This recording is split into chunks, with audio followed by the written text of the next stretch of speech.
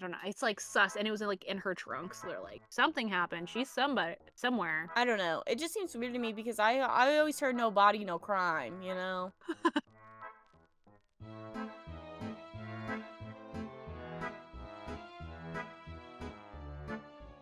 Hello, and welcome to another episode of Literary Liberation Podcast.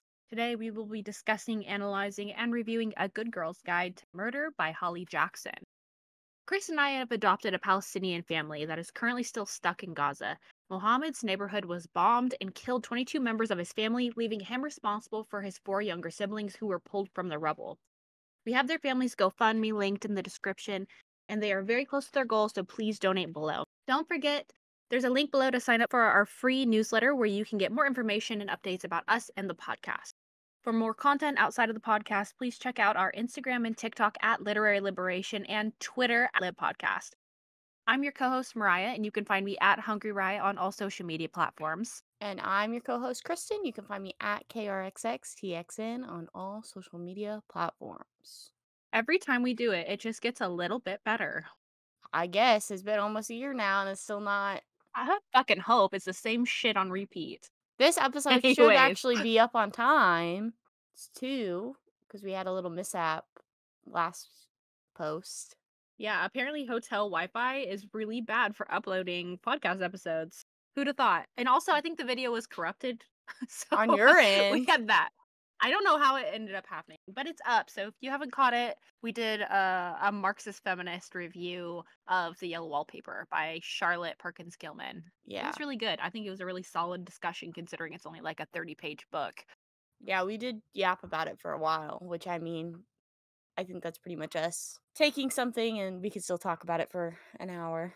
Anyways, moving on Do we to remember how to do this? Anyways. Yeah, anyways, so we're reviewing a book that Mariah did not pick. I picked this one.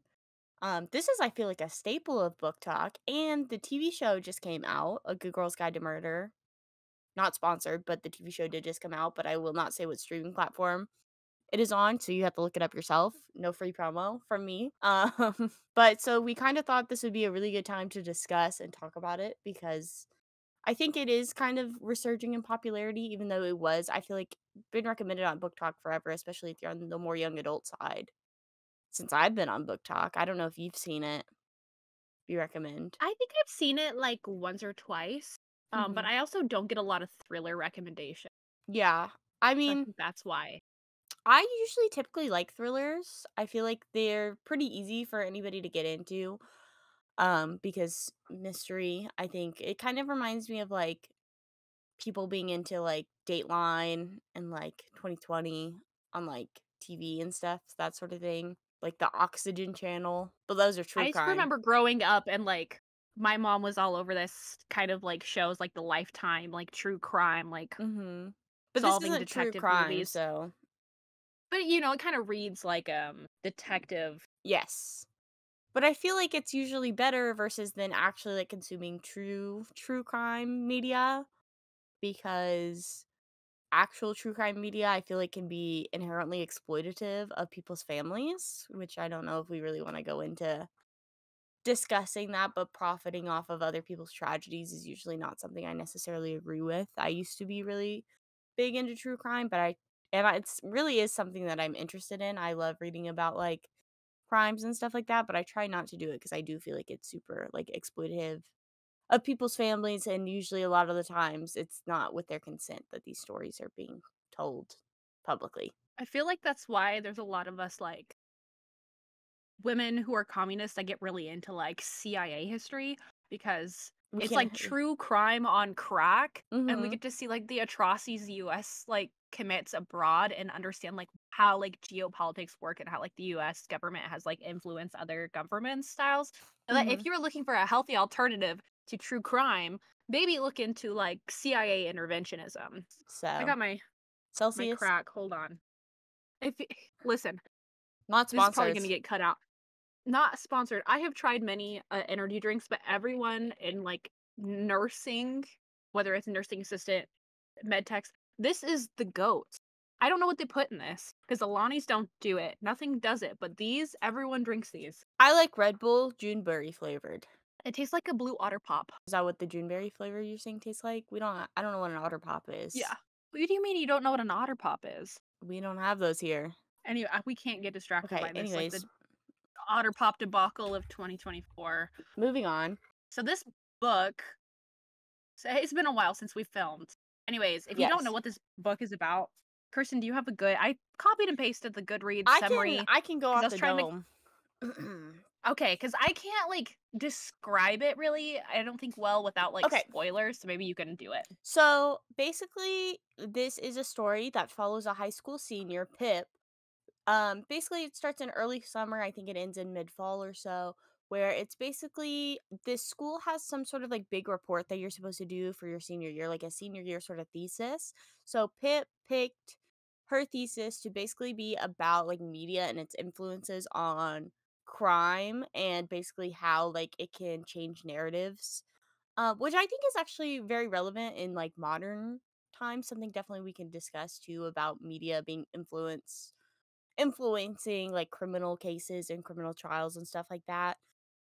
Because I feel like you could probably see it a lot in like different like Casey Anthony trials, that sort of thing. So Pip is like basically that's what her basis of her report is, but actually she wants to solve like the big murder that happened in her town that is it's solved, but everybody that was kind of involved in it has died, so there's never true justice or true like there's no criminal case or criminal trial for it, so we don't technically in the law it's not solved, and so she wants to try to solve this where it's basically the murder of this girl named Andy who was murdered by her boyfriend Sal, who then killed himself a few days later.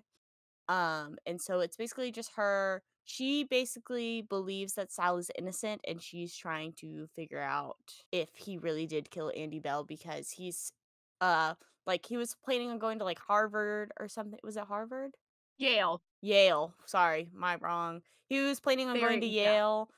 Uh so he was like very like well uplifted with it. Like he was in the society, is very popular, smart sort of guy, and so it just doesn't seem like something, and um she just couldn't believe that he was actually a killer. So now doing her senior project, this is her researching that and trying to figure out the truth behind what happened in this case. With it's been like 5 years I think since it happened, so a lot of the like ends have run cold and stuff like that, so it's a lot more of her going through that and trying to actually work out what happened. Which from the description of that, like it sounds like a pretty like run of the mill detective fiction. It has a huge cult following. I was very surprised to see how many people had reviewed it just on Goodreads because this isn't how many people have read it. It's just how many people have reviewed it. I think Yeah. it came in around 1.2 million. 1.2 million, Yeah. which was I think around the amount that Song of Achilles also a 4.32 star rating on average. So that's quite high, I would say. Mhm. Like, I mean, because you have to think 1.2 million people reviewing it on Goodreads. That's got to mean that at least almost double that was probably sold in just copies. I mean, it's got a TV show being made. So it's kind of further along than any other book talk book has come. And it came out, I think, around the time of book talk because it came out in like 2019, I think. 2019, Yeah, 2020. this was her technical like debut novel, even though I read on her page somewhere, like her Goodreads page, because she doesn't have like an author website, that her first novel was published at 15, but I couldn't figure out what that was. So Maybe this is it's like her that was like whenever proper self novel. published, I'm sure. Yeah. And this is probably the first one that's actually being published with some type of agent or whatever, I would assume. I don't know that for sure. But I mean, this is a very I don't have the book set up, but I have the book back here by the way. I was just making sure that it wasn't part of the St. Martin's case. I was like, wait, I should No, probably it's double check Ember. that. It was Ember. Okay. I honestly I never read any SMP titles. Like I never have you I don't ever see those to be honest. Mm-mm. I even when I go to the thrift store, I don't ever find them. But that's a basic summary of it. I would say, I guess we can kind of go and review on whether or not me and Mariah would recommend it. I think it's fun if you're looking for an easy read. I read this while I was in a book slump, and it was like the only. I'm still in a book slump, I would say, but this is I like was one of about to say, I was like, were? but I finished this really quick. I read it in like 3 days or something, so I want to read the rest of the series. I only have the second one right now, and then I want to get the third one. So I haven't read the rest of the series. So no spoilers for the rest of the series, guys, for us. But I'm willing to say, like, if I end up enjoying like the second one, I feel like we might do the whole series too and Yeah, like this review is one of those books like late teen, young adult. them. I can see like that demographic of reading because there is like some triggering topics that are in this, which I didn't see a trigger warning for, and I think there probably should have been, because there is talks of like sexual assault stuff. So Mhm. I think that and And like self-harm. I think drugging. those are relevant things. Yeah. So those are things if you are somebody that liked, I don't know, like 13 Reasons Why, it kind of in This my is head much is better like the than that same though. type, but much better than that. But I don't know, as somebody that's 28, I have my criticisms of it. I re-reviewed it and I gave it a 3 star, like a solid 3 star. It was I, fine. It took me forever to get through. Kristen, on the other hand, rated it significantly higher, which I mean, I just gave doesn't it a usually happen. 4 stars, so it's not necessarily like significantly higher. But I did really That's enjoy like it. 4 points though. There's a point 0.5, the 5, the 7.5. You gave it a solid 4. Yeah. And then Kristen's World, that's a solid rating. I enjoyed it. I thought it was very fun. I mean, I of course am very into thrillers and like true crime sort of things. And I really thought it was a really unique way of writing because the way that a lot of it like certain chapter like I guess not necessarily chapters are written, but there are certain sections where it's like you're reading her report straight up, and I thought that was really fun and unique where it kind of looked like almost like a file or like a case file sort of thing, and I thought that was fun. And like she drew maps and stuff that you got to really look at, and I thought that was a little bit more unique than a regular like typical thriller where you're just like experiencing everything with her, which you do experience everything with her, but then you also get to see like whenever she like transcribes her interviews with certain characters and stuff, you get to read the transcribed version of it rather than reading the narrator describing what happens, and I think that's a little bit more fun, and it kind of makes you feel more involved in like the research of it, almost like a House of Yeah, I Leaves think sort of thing. I was gonna say, I was like, if you haven't read House of Leaves, read this first because I think House of Leaves just sets the standard so much higher Hmm. that I can definitely see this like the inspiration and the way it's like designed is very similar to Yeah, House of Leaves. where this is probably definitely a more beginner version, instead of like throwing all the information at you like House of Leaves does. I have not read a House of Leaves, Mariah loved it, but that was one of those that I think, like, since this has it's very, like, laid out for you, so it's, like, instead of, like, in House of Leaves, like, it would be, like, reference this diagram or whatever, rather than this, it'll just be, like, the next chapter she wants you to reference will be, like, the documents that she wants you to read. It's I think for young adult, I mean, you can't imagine she's writing a young adult novel that it would be entirely House of Leaves like investigative drama and stuff like that. And I think since it's a thriller, there obviously is a twist. I didn't think the twist was predictable, where we can talk more about like our individual opinions of the twist. But I know I did not like fully guess the twist at the end. I can agree to that. I did not fully guess it. Like because there is what if we rank it in like comparisons to like Frida McFadden, because I think that's a pretty popular Hmm. adult thriller. Like I was more surprised by that than I was by a lot of her work You're that more we've read, surprised which I by guess A we Good haven't Girl's read all Guide to that. Murder than Frida McFadden. Yes. Okay. So A Good Girl's Guide to Murder's the twist was more shocking rather than like The Housemaid, which I guess is always It really does. It feels like you get like blindsided almost, and you're like, well, wait a because minute. like it's almost like I like the way the twist is because it almost like once the twist starts, it kind of keeps snowballing to more and more. Like it kind of ends up being like a big twist rather than just like I feel like Frida McFadden kind of has like the one twist and that's kind of like it. It's like in Scooby Doo when they take off the mask. Yeah, Is the Frida McFadden, but this was just like a little bit more like there's a little bit layered and more developed. like substance and stuff where I think could definitely be more fun, especially if you like big shocking twists of things that like it's crazy because you get all this evidence, but you still couldn't guess all of what happens, I think. Because you kind of, and I think the thing about Pip is that necessarily I don't think she's like the smartest main character either, where some of her decisions I'm like, okay, like this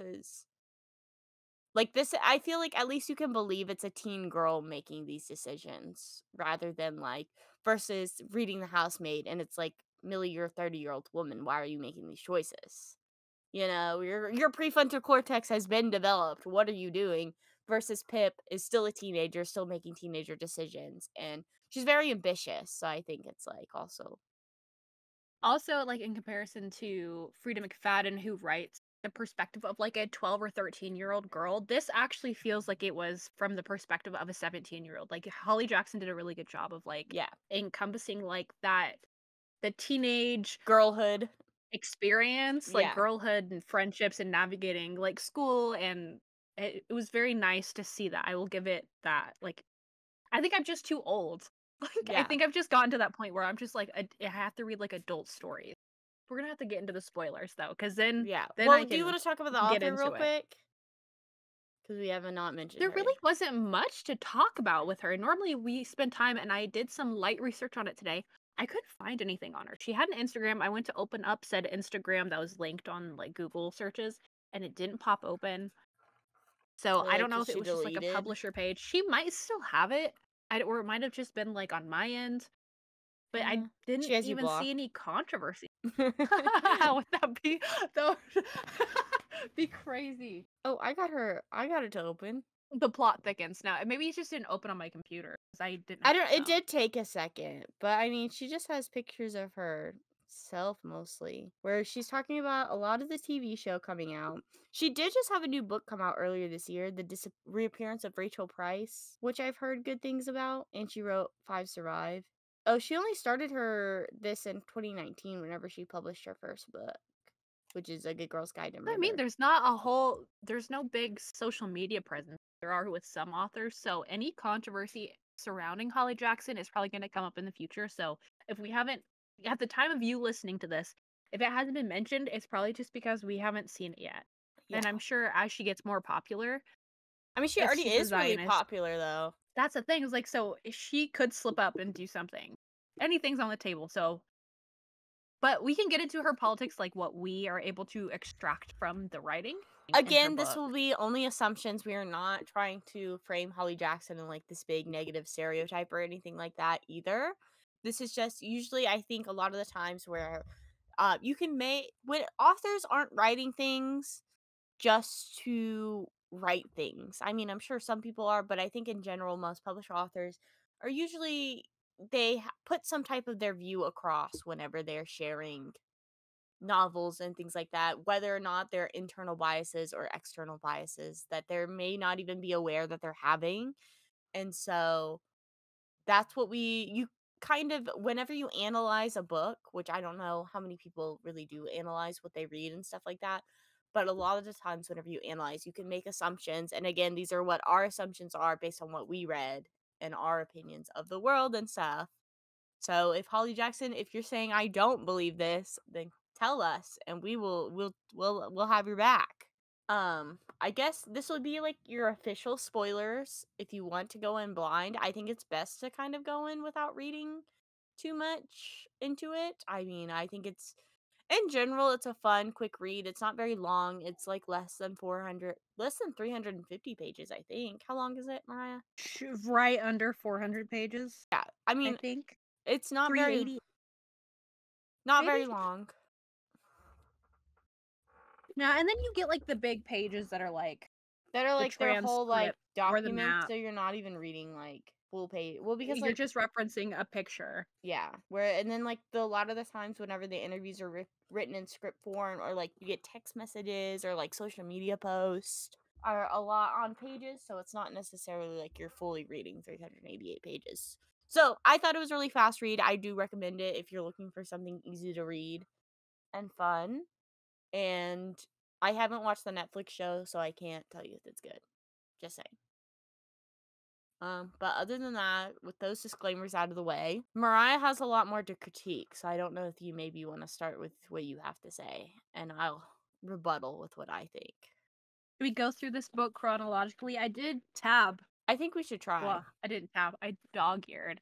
I did like how Pip calls out people for racism because as we're going through the story, Sal is Indian. Yes, His and then family's we from get a lot India. of Sal's brother is another main character within this story. Ravi.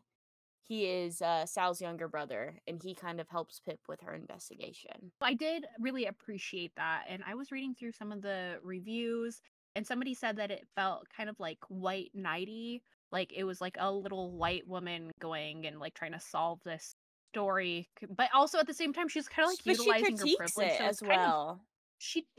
that she Because has all there of this privilege and she because can do these things. because there is that scene where they're like in a grocery store or whatever where like the lady is like racist and like rude to Ravi because his brother, one, they think he's a murderer, and then two, because he's also Indian, you assume. But then like Pip tries to like do like her white like tries to do like a white savior thing, and then Robbie like calls her out instantly on it pretty much. He's like, "You don't have to do that. Like, I understand, but it's also like this is not something that I want." And so I think that's a really great way to see the critiques. You know what I'm saying? Like where it's you could directly have the critiques right there too, where I don't necessarily think it's entirely like a white savior book in that way. Yeah, I can see. I just saw it as like a loot, and I didn't entirely view this book in that way, like because it's Mhm. not like, and I haven't read this, but like where the crawdad scenes, I have heard that that is very much White like savior. that trope. Well, I think the Whereas this, author it was just like, of yeah, that, she's the problematic one, she, right? Is like, the killed author. people in, like, Africa or something, like, her and her husband did or something. I don't know, like, the whole thing of What it, fucking weirdos. but sh I just know she's, like, fucking weird, and, like, I heard that book is kind of, like, super racist and stuff too. I don't. We're not So, gonna review it. no. Don't ask us. I We're not remember I gonna got subject it myself whenever to it, that. like, first got popular, and I read, like, the first page, and I had to read it, like, 5 times because I had no idea what was happening, and it was so boring. So, I threw the book away. Let's see what else. There was little quips. So in regards to her politics, like they make quote chapter 10 they're building a tent and they're like dismantling the patriarchy one tent at a time. So there is like a little Feminist. very loose Yeah. girly pop feminist undertone throughout all of this, which so that's in there. As I was going through Which this, could be it could it's mean like one thing or then it there's could the mean mention another. of Trotsky. Yeah. And that That was like crazy. set off a red flag. I was like, wait, I don't Yeah. know what this means. But I felt like it was like I remember that scene about because I sent you like just so happened what they apparently are learning in history is like Russian government stuff. I remember when that happened because I texted Mariah. I was like, okay, we definitely have to read this. What page was that on? Because they were doing something about Russian history. It's like what they With kind of Mr. thing. Ward. Yeah. Which I don't know if they necessarily have more of a mention of it, but it was kind of like I feel like it's still like Trotsky is very like I wouldn't say necessarily niche, but I do feel like he's a little bit more niche rather than just saying Lenin or Stalin for Russian history. You know what I'm saying? Yeah. Because it's I like don't remember learning about Trotsky Trotsky. in school. Yeah, I know I definitely didn't. Which I don't know if necessarily this is supposed to. They have a Russian history textbook, so I don't know if necessarily she's taking like a Russian history class, and that's why she's learning about Trotsky. Um, and then if we go forward to But page this is like talking 125. about him Oh, getting ice picked though, because it says read chapter 3 before the next class, and if you want to get ahead, he gets ice picked in the head. Trotsky over on chapter 4. So it's like she's acknowledging him getting killed as like an author, I think, which is kind of funny. I'm not gonna lie. I just thought that was interesting. I never see that in books. Like normally they just Yeah, talk about history and they'll be like, "Oh, reference these dates from this book." Like it was just a very specifically insert yeah. or specific insert in Mhm. this book. I did like how they talk about how being brown and their relation to the police, It's Ravi is different. very Yeah. aware, which you don't always see in books written by white authors. So that Mhm. was really nice. There are several Especially, times where it you is have to think referenced. too. This was written before 2020, so this is before a lot of the Black Lives Matter protests had gotten big and stuff like that. So I do think that's a very interesting that she was already discussing this kind of I think pre at most 2020. there was like Trayvon Martin, right? Wasn't that that was before 20? Yes, that was like That was like 20. 2016. somewhere around Maybe? there, but he also wasn't killed by the police, he was killed by George Zimmerman, who was protected by the police, but again, Yeah. you know what I'm saying? Where, like, this where I feel like George Floyd really opened people's eyes to police brutality specifically, like, his death, because it was such a violent and Mhm. horrific death that could have been 100% prevented, where I feel like whenever that happened in 2020, a lot more people became more aware, and, like, the Black Lives Matter really did start to flourish and be on in the mainstream versus before it was not very at least in the media or anything like that, whereas more mainstream knowledge or more mainstream information people saw. Where I feel like it's actually interesting that this like references like almost like that sort of like police brutality without it being necessarily in the mainstream, you know?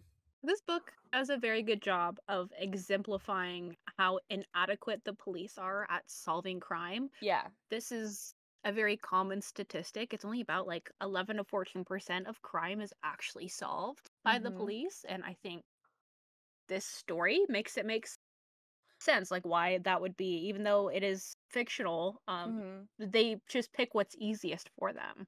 Like, Well, oh, because the like signs basically point to this. they were like, "Oh, the main like suspect killed himself, so this is all wrapped up into a nice bow," rather than doing more information on it, because honestly, I mean, at least from, like, my knowledge of, like, true crime, where obviously I know this is fictional, but I feel like a lot of the time is someone, kills someone, if they don't kill themselves immediately after, they usually don't necessarily commit suicide within the couple days after it happened, you know? I mean, I guess I don't know statistically on, like, how often that happens, but I just think it was very interesting that, like, as soon as Sal killed himself, then it was just like, "Oh, well, this investigation's done. End of story." Rather than doing more information, like more research on it based on that. Well, especially since Saul doesn't have a history of like mental illness or anything. He's Mhm. a Yale bound. valedictorian Yeah. types of student. So it's very strange that he would just like murder his girlfriend and then do that when there's no history of anything. Yeah, but I mean sometimes that does happen too though, cuz you see like those suburban white families where the husband will go crazy and kill their entire family. Be a family annihilator. Yeah. But I mean, I think that one is the aspect. I do think towards the end, it is a little reliant on the police, obviously, because like I mean, also like I haven't been in like a situation where I'm solving a murder. And I know Mariah hasn't either. So it's also like, what do you do whenever you actually found like who murdered so and so? So then it's like because spoilers for the like actual twist where like you find out it's Mr. Ward has like that girl in his attic that you think is uh Andy, but then it's actually not. But then, like, she calls the police as soon as she, like, gets to his house or whatever to get him arrested and stuff like that, so then it's also like, are they real like, obviously, like, he has a girl stored in his attic sort of thing, but it's also like, what do you do in that situation? As Marxists, we don't really have under this current, like, level of capitalism, you don't really have a choice, but then it's also, like, very It reliant on, is like, the weird. police at the end where, like, they ended up having to, like, do all the work, basically. Even like real life scenarios, like talked about this before. I work with old people. I work Mhm, with seniors, and if they are not on hospice and they die, we have to call the police and they have to do an investigation. mhm. So they come in, they talk to you, they want to know exactly what happened. You're not allowed to touch them and move them. They have to be exactly where they were because it's like a full blown investigation. They come in. I I hate it. It's the last thing I want to do. But usually I'm one of the ones that goes if that does happen. Um, and talks because I have a lot of coworkers that are people of color. So like Mhm. in the past, I have done that so that they don't have to be the ones talking, just in case they try to like do a neglect thing. And I know like my privilege with that. So yeah, like they do investigate, but their investigation, like from what I've seen, is not all that thorough. But I also wonder if it's not that thorough because it is, like, an old person dying, so, like, what are the odds of it being foul play or anything like Yeah, that? I do think that plays into it. They're like they know, but that's just my experience with like Law police enforcement. investigation, Yeah. which is very limited. That's what I'm Thank saying, like, goodness. I've never called in for like a dead body or anything like that. So I don't necessarily know the steps or what happens in that. And that's one thing that it's like these are situations that like we're glad to experience through fiction, but it's also like through fiction anything's possible. So do you necessarily have to make it like that, you know? But it's also like what do you do? A man has a girl kidnapped in his attic, you know, and unfortunately, you It was know, just so weird how he just gave up and he was just like, "Well, this is my life now." I think it's He cuz he didn't just knew fight he was it, he kinda just cooked. accepted it. Well, I mean like what would you do? Would you run? I don't know because he knows he's got kids and stuff. It was very strange that it was him, and then he, like, kept her this random girl he thought was Andy because there was transgressions against or between them, and he just, like, found this girl on the side of the road that That looks looked like like her, and it's her? just like, "I'm keeping you in my attic." Well, because he thought it was her, where I guess he was so, like, deluded in his own like, what he did, For and 4 years? Brother, get some therapy. well, I mean, that's the whole thing, right? Is that he should have done that in the first place, especially because, like, he had, like, traumas or whatever from his wife dying of cancer, and then, like, he was finally getting attention from a girl who happened to be a high schooler, so it's like you're already a creep in that way.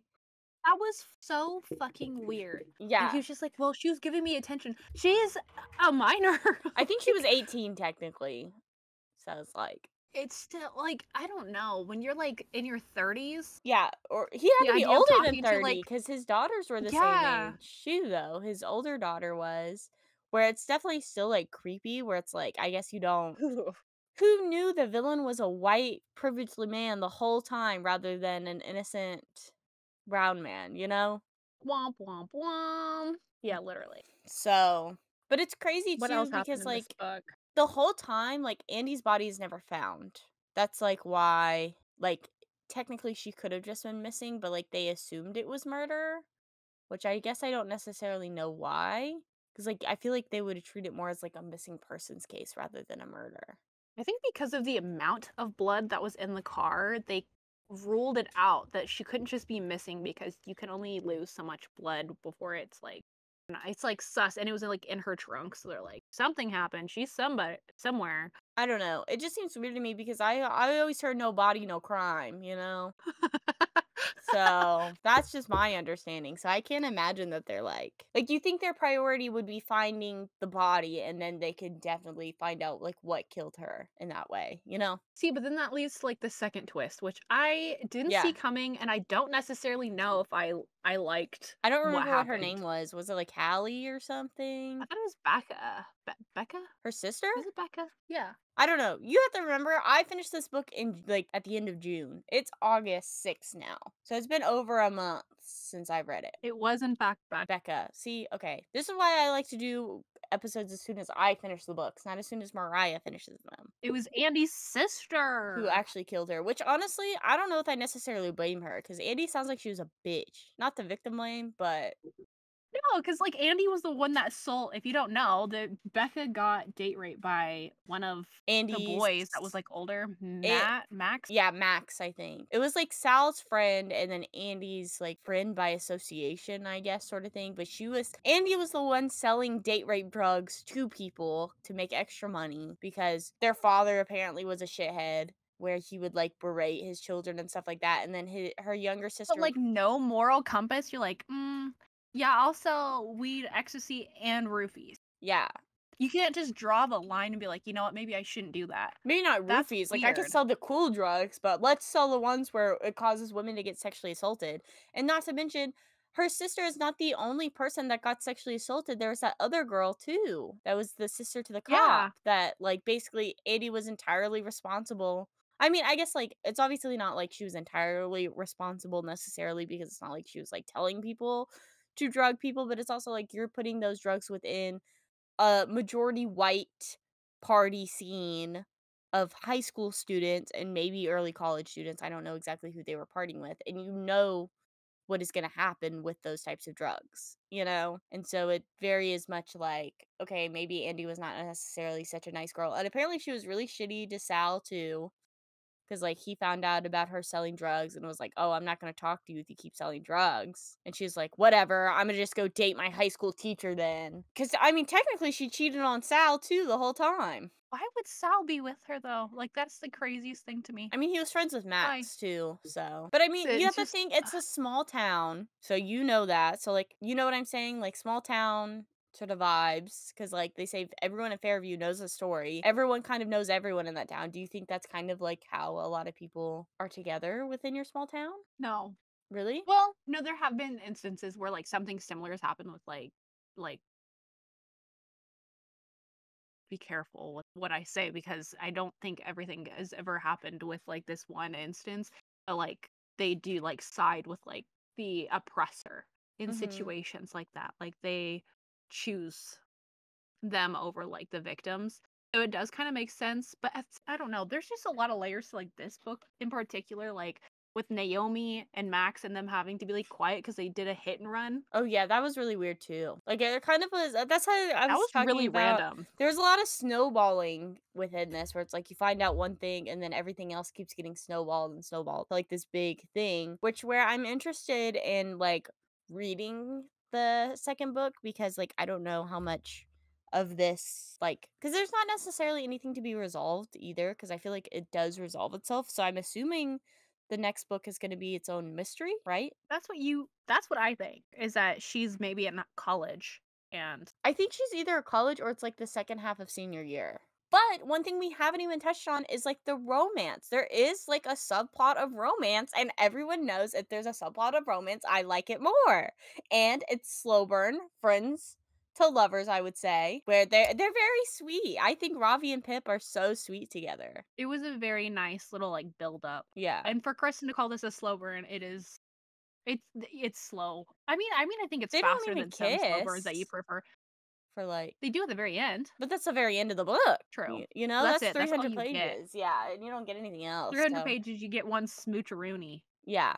And I mean, I think Pip's family was a very interesting dynamic and stuff where like her younger brother and her dad was where is he from? Do I have He's to look it up? black, isn't he? I thought he was from like Africa though, like straight up. I think so. But I don't know what I wanted to say what country, but I don't remember what country specifically. I couldn't remember if he immigrated or if he was just like Or his parents did. I don't want to read any spoilers. Victor Amobi is his name. Oh, he's Nigerian. He's from Nigeria. That's what it says. Nigerian. And so I think that's really interesting too to have like a diverse family as well within that. So then she's able to see a lot of the nuances and stuff where I think that's why Pip was able to notice like the racism a lot more like clearly than I guess your average white protagonist where like they could intentionally be oblivious to it based on like the author's choices, but I think the author by making her family diverse makes Pip have to be more aware for those things, and I think that's really nice to see such a diversity within like a family and then also within a small town where like a lot of the times in like most small town novels it's just white people even in like big like somebody will be in like a New York. I just saw like this video where they talked about How I Met Your Mother, which this is a show that takes place in New York City the entire time, and there's only like one black character in the entire show and they're in New really. York City. Yeah. And it aired forever. I Yeah, it don't think was it's from like airing anymore, right? It's no, done. it's not. It's been done. But it started in like 2005 and ended in maybe like 2012. I don't know. It was a long time. But like over 5 years of TV and like there's one black character and his entire joke is that like his family he was adopted by like a white family and so then like his entire white family doesn't even reference that he's black. It's like the joke. How strange. So, like, that's just, like, yeah, I think, like, a lot of, like that's just, like, one of the examples I thought of off the top of my head, but I feel like a lot of books and stuff that we read I mean, like, McFadden's idea of diversity is having an Italian man, you know, like, her kid That's about it. that's all you get from that. I mean, The Perfect Marriage, whatever that other one was we did. Silent Patient. Yes, those ones all white people again. So I think this is actually a really nice like breath of fresh air where you get a lot more diversity Yeah, within in the terms of characters. thrillers, this Yeah. is significantly better. I just wish the pacing was a little bit different and some of the twists kind of like, I do I think don't it know. gets a little bit chaotic at the end where it's like twist, twist, twist. Listen, if it had been the police, like if she had been hooking up with the cop, I would Yeah. have rated this so much higher. Well, because there is that whole plot where you do get that one corrupt police officer too. That guy that was like that one I don't remember her name, but her brother or whatever that used to be a janitor at No, the that's why I was school. like that. should have been the direction. That would have been I would have pogged. I would have thought that was cool if he was the one selling the drugs. I know it Mhm. probably would have been a little bit predictable, but I was like, Yeah, I yeah, think that's probably that's why what I she ended wanted. up doing something else, where I don't necessarily think that, like, the twist is, like, bad, and I'm like, "Oh my god, this is, like, turning me off from Holly Jackson." I do think this keeps me intrigued where I am interested in reading more of her books. But other than that, I don't know if we have any closing statements. So do you think you're gonna Oh, read the so what do rest we of the think of series? her politics Oh, I mean, I think after we've like looked through all of it? I think she's maybe I don't wanna say liberal because I feel like that's too harsh, but I could see her being, like, maybe like a Bernie Like a Sanders rad liberal. lib, Yeah. like a progressive liberal. Yeah, Like she like, kind of maybe gets it. She could be AOC. down for the cause. I think and that's the thing is that, like, not to critique anybody that's, like, a Bernie bro or, like, AOC fan or anything like that, because like, that's how I was at one point too, but then I was able to read more and actually educate myself, and then I was able to learn, like, "Oh, like, yes, I understand, like, these at a basic level, but these just don't go far enough into what the true critiques of society are," which is why I ended up basically I'm no longer like a Bernie Sanders like supporter or AOC or anything like that, but there are still significant upgrades to like Joe Biden, Kamala Harris, or like Donald Trump, obviously, and stuff like that. Which I think I could see her supporting those as well. You know what's interesting too? Well, maybe I'm crazy because I think the show is like British. Like I think it came out on the Yeah, because BBC. she's British. Is she? Yeah. Oh, I didn't know she was British. You did not write that down. Yeah, she was. I did. Oh, you said in England. I didn't know she was She was British. born in 1992 in England.